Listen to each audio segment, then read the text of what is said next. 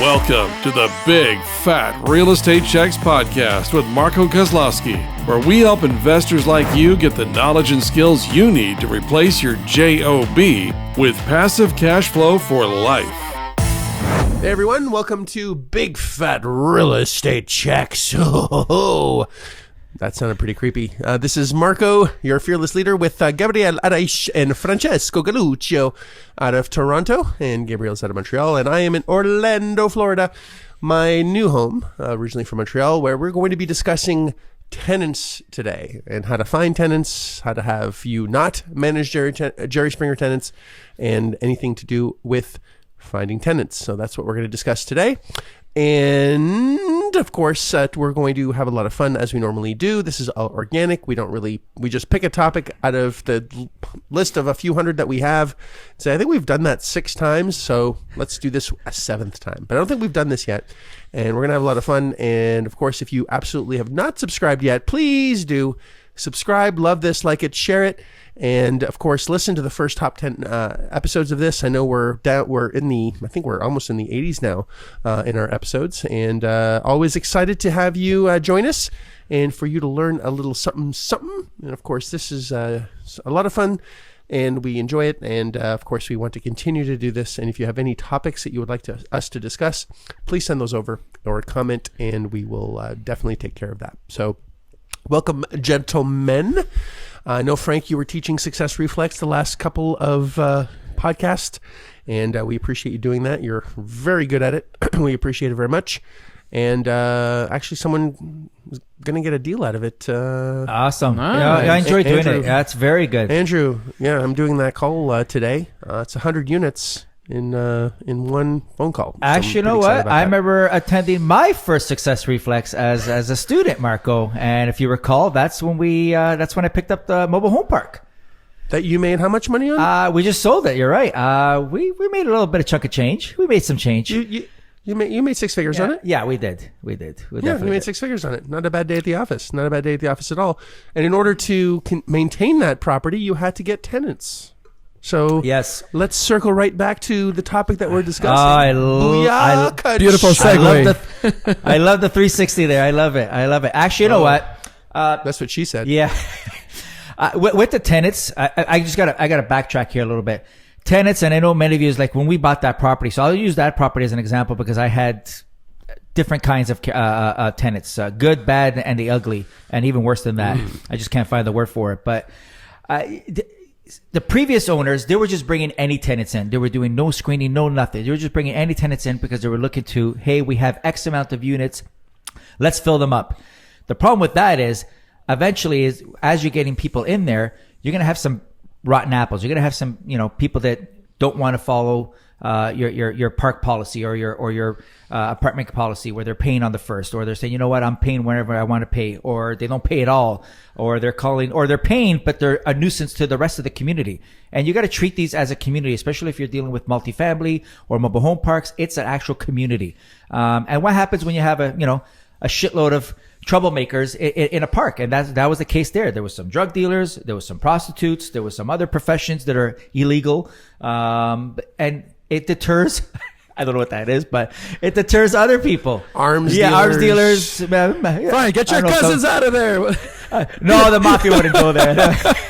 No, they're the organized crime. No. But anyways, you have people that don't give a shit about other people's privacy, respect, or even have, they're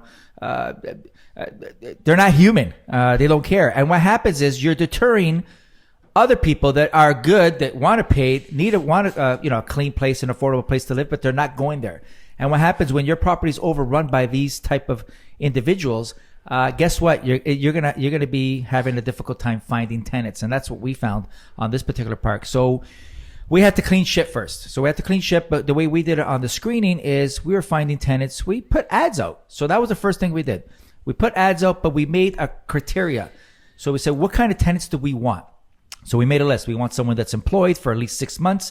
We want them to show at least 3 months of pay stubs. They have to earn for the park because it's affordable living. We said they have to earn at least 2.5 times the rent. So the household income has to be at least 2.5 times for the rent. So we went through our criteria. I'm not going to go through the whole list, but we went through our whole criteria first. Then we started advertising on different platforms. Just to add that this is not about finding tenants. This is about finding good tenants, right? This is, Yes. and this is, I understand. I know you know this. I'm speaking to the listener here, where the finding tenants is easy, and you mentioned a million of these tenants that would gladly come and live in your park or in your apartment building, but we wanna show you how to find good tenants, because that's what we're in it for, and good tenants equal good communities, and that's just good business going forward. And you want your community to grow, and you really do have to look at this as a community, not just a tenant. And it's not just getting a warm body in there that's going to pay the rent. It's someone that's going to take care of the place, care about the place, want to live there, be proud of living there, and really want to make the community grow and have an increased value for the asset that you're going to keep. So, ultimately, we want to really take care of our tenants so they take care of us. It's a very symbiotic relationship. Bad tenants means bad property. And, I remember Linda giving me a call saying, hey, we just got someone that was charged with murder and they served their time. Yeah. Do you think we should Consider. let them in? You think that's going to be a good idea? But Marco, And it was 8 years ago. They may have changed I'm like, since then. They've changed. Yeah. Do they have a job? No, they're looking, and they said they're, going to pay. Linda's Frank's wife, by the way, who's an amazing human. And now, I know you're going to have a lot of question marks saying, well, wait a second, Marco, you say don't manage tenants, don't do this shit. You should be offloading this to a property manager. Now, we can have that discussion for a quick second, because I think we're just to stay on track here. We're discussing finding good tenants, right? So this is the topic of this, because we're going to have 3 different podcasts. One is on finding tenants, which is this one. The next one, excuse me, I think we're going to do something on what to charge tenants, and then the next one after that, we might even do like how to eject tenants quickly, because I know in certain areas it's impossible. Like in Quebec, if it's cold, you can't get rid of them. If they're on welfare, you can't get rid of them. And anyway, I don't want to give away the whole podcast, but it's like an act of God to get rid of them. So finding good tenants. So I know that Linda and yourself wanted to get into the mix, and we had a property manager. I say we because I was involved in that transaction. We had a property manager, and there were some things that were definitely lacking. Gabriel, are you waving, saying I want to? No, stop but right now? I can. I just, because property management is a piece of the pie, right? Or a piece of the puzzle in this. But if you just delegate to a property manager, yeah, they'll find you tenants. But are they going to find the tenants that you want in your community? So I think it's extremely important, and this is, like, I know Frank is really good at this, where he has his own criteria of what a tenant is, or what the tenant that he wants, and this is what's fun about this, because we can take how we would do this if we were going to do this ourselves, and then turn that into a checks and balances or control system that we then educate the property manager so that they can go and apply our formula, if you will, or our criteria. And then obviously we still have last say, because they got to demonstrate that they've actually completed the whole checklist before we move forward. But yeah, that's the difference. So, but if you can't teach someone something if you can't do it yourself. I know, Frank, I'm going to say one thing, and then it's going to go right back to you, is that remember that it's your property, you're the boss, you make the decisions as to what you want in your property, and their job is to execute your vision. That's what the property's management job is to be.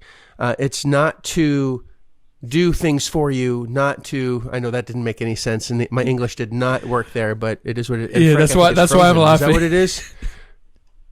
Because Frank's actually just... A statue. I thought Frank wanted to talk and say, hey, I need to talk, but I'm like, I don't think Frank's... It looks like he's going to press the refresh button, maybe. I don't know. It's so funny. All right. Where was I with this? It's your property. You're the boss. It's your property. You're the boss. You're the one that's going to make the decision, and their job is to execute that vision for you and make sure that you're on track. And you're going to continue to do what needs. They're going to continue to do what you want. They're just doing what ownership wants. So if you go to, even if you're applying for rent, all management is doing is saying, well, this is what the owner needs, and this is what we're going to execute. So remember that you have to create the rules. And again, if you've never done this before, get help, get mentorship, get someone. This is not a shameless plug for my program, but this is something that we discuss and teach and have a checklist for.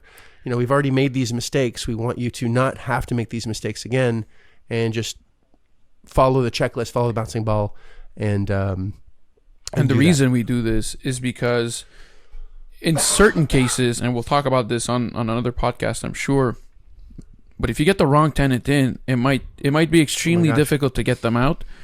And the process it takes to get them out, even though it's short in a lot of cases in the US, obviously we're not going to compare to where I'm from in Quebec, because there's a better chance of the tenant evicting me as the landlord than me evicting them. So that time that you lose, not only are you losing money, but you're losing also a little bit of control over the property, because every day that they're in there, and if they know that you're trying to get them out, God knows what they're going to do to that property. So extremely important to get the right tenant in, because not only is it going to be good for you because you're going to get paid on time, preferably, and they're going to take care of the property, but you're going to also have a long-term tenant, and you're not going to have the headaches that are required to get them out.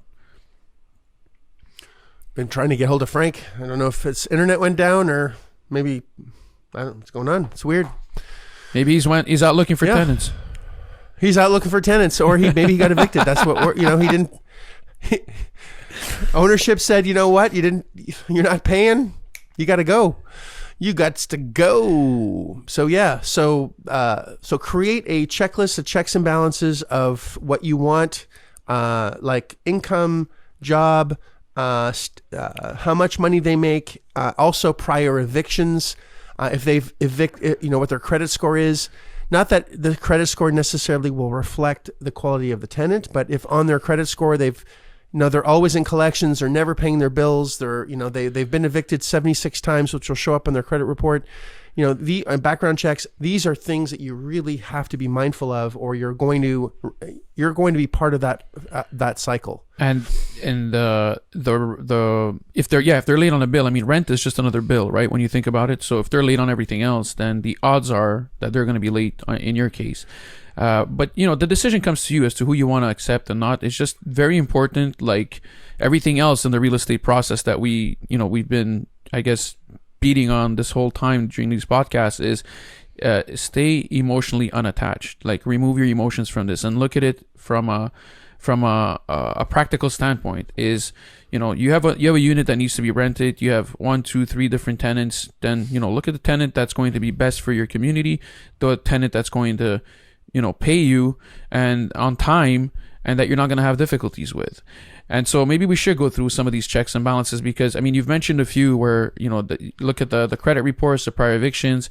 Background checks are important too, in terms of the criminal background check. And it's not because we're going to refuse someone just because they have a criminal record. I mean, there's a difference between someone who has a criminal record for multiply killing people versus someone who has a criminal record because they've had a bunch of traffic violations that ended up in a criminal record, or that they had an accident that mistakenly ended up putting someone in a difficult situation where it created a criminal record. There's a barometer there where you have to make a decision understanding if the individual is good for your community or not. Any other checks and balances that I'm sure, Frank, you have 76 different points before you let a tenant in? Actually, yes. One of the criteria is going back to what I was saying before. Not that me and Linda wanted to obviously engage too much with the managers. We let their job do what they need to do. However, can you guys hear me okay? Yeah. Yes, but this is what you look like for a long time. You're like this. You know what? The whole place went out, and I don't know what the hell's going on in Canada or in Ontario, but I know yesterday one of the major carriers, they just lost connection. Everyone's freaking out because they can't use their phones, including my teenage kids. It was like war hit. It was like, fuck COVID. This is serious shit now. Let's get a vaccine for the carrier. And now the same supplier, something went wrong and they're all freaking out. And I was like, what the heck? But anyways, what I was saying before is not that we want to get involved with the management, but some of the criteria is like, hey, when someone comes with their car and their whole household shit on top of the car, like their couch, their TV, their doghouse that's strapped on the trailer, and it says we need a place. Typically the previous owner would bring them in. Those are red flags, guys. Those are red flags. Like, what the heck is your story where you're driving around in your car with your 42-inch plasma or LED 4K, your doghouse, and you're raking your lawnmower on, and your mattress on top of the car. Those are no especially when the plasma's in the back seat and the cars and the kids are on the roof. Yeah. So exactly. why is that a red flag, Frank? Listen, these guys are obviously there's a situation where they're either they got evicted. Listen, when people are moving, people plan a little bit ahead. It says, you know what, we're moving for a new place or we're moving to a new city, and they'll plan ahead. Not that they show up at your door or at your office and says, is there any vacancy? It's not a hotel. So that it's a red flag, because the majority tells those people that we were accepting, or at least the management was accepting prior, are the ones that caused all these problems. And they probably got evicted. They probably got foreclosed on. Because if they're comfortable showing up to your door this way, this is not the first time they do this. And guys, this is for real shit. I was actually once there doing just walking the premises with the manager, and you see these people coming in with these cars. Like, what's going on? Like, people are coming to look for a place. I was like, absolutely not. Yes, no way. No, Yeah. No. Yeah, if they look like they're literally a turtle, they have everything they own on their back. No thanks. It's definitely a red flag. So background References. checks, references. Check the references. Those have to be checked. Do a background check, and there are plenty of websites that you can go in to do background checks for landlords. Tons of resources online that you can do that are for your existing tribe in your state and your city. So there's even management software that also can integrate that into doing it, which we're not going to get into.